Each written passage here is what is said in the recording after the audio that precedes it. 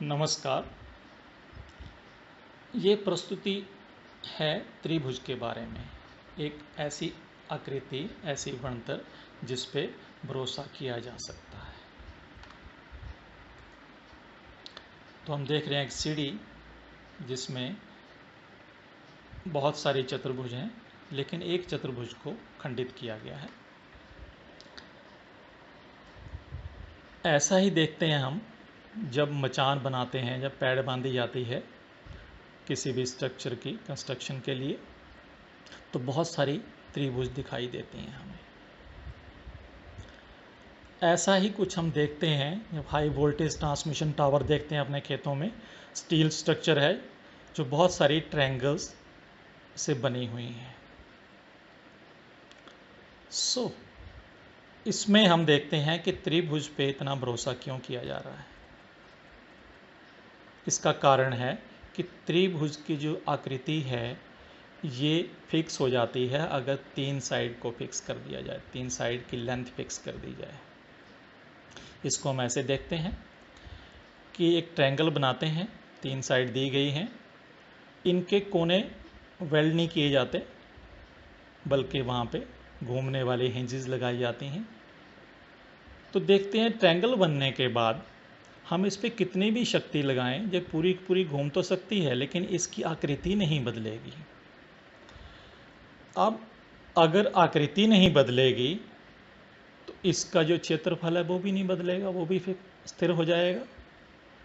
यही कारण है कि हमारे पास एक फार्मूला होता है जिससे हम ट्रायंगल का एरिया निकाल सकते हैं जब तीन साइड की लेंथ दी गई हो। ये फार्मूला हेरोन्स फार्मूला है। तीन साइड की लेंथ ABC दी गई है और ये फार्मूला है एरिया निकालने का।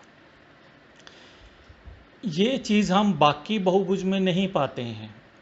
यहाँ हमें साइड की लेंथ दी गई हो और हम एरिया निकाल सकें।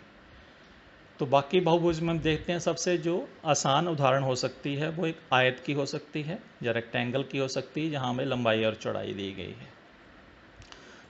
तो उस केस में हम देखते हैं कि जब रेक्टेंगल है तो उसका एरिया जो है A×B है, लेकिन थोड़ा सा अगर उस पर हम दबाव बनाएंगे या शक्ति लगाएंगे तो उसकी आकृति बदल के समांतर चतुर्भुज बन जाएगी और वहाँ पे एक कोण होगा थीटा, जैसे लिखा गया जहाँ पे, तो उसका जो एरिया है वो AB sin थीटा हो जाएगा। और शक्ति लगाएंगे थीटा छोटा होता जाएगा, 0 तक जा सकता है, तो एरिया भी जो है वो छोटे होता हुआ 0 तक जा सकता है।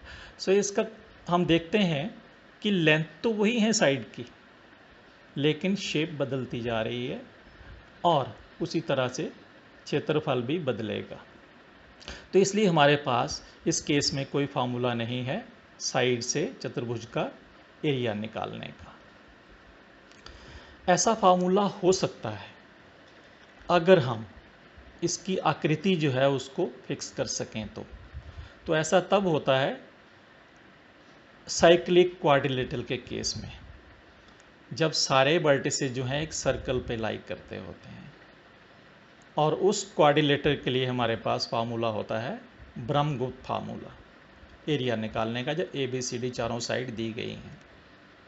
इस फार्मूले को हम रिड्यूस कर सकते हैं अगर सामने वाली साइडें बराबर कर दी जाएं, A = C, B = D, तो इस फार्मूले से रेक्टेंगल का एरिया निकालने का फार्मूला बन जाता है।